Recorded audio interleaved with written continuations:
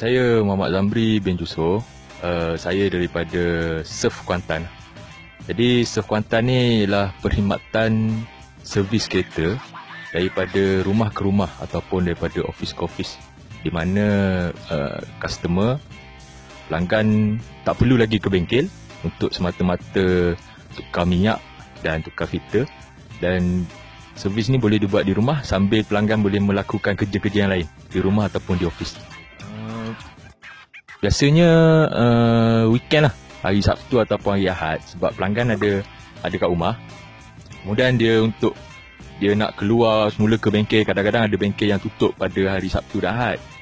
Jadi dia akan call Surf Kuantan. Surf Kuantan akan buat servis tu di rumah sambil pelanggan tu boleh apa orang kata ni, bermesra-mesra dengan family di rumah, tanpa keluar ke rumah. So contoh kalau pagi kita servis, petang dia dah boleh keluar bersia-sia dengan keluarga.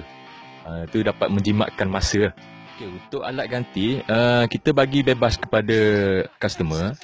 Kalau ada yang customer yang nak kami sediakan barang-barang, kami sediakan minyak pincir dan juga oil filter.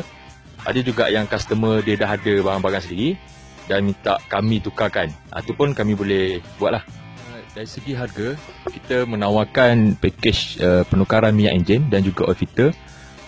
Harganya ialah sebanyak RM149, berserta 16 poin pemeriksaan secara percuma, pre-inspection secara percuma.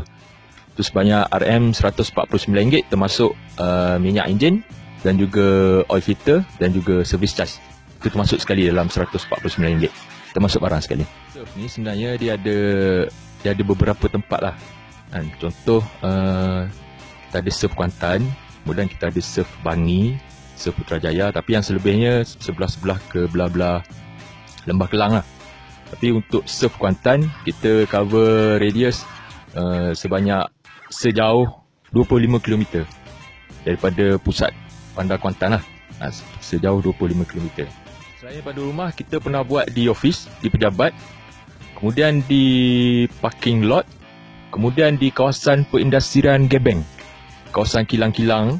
Kita pernah buat. Ada customer yang daripada dia orang Pelan, orang kilang, jadi dia tak ada masa untuk nak keluar. Jadi dia panggil kita orang pergi ke kawasan perindustrian Gebeng.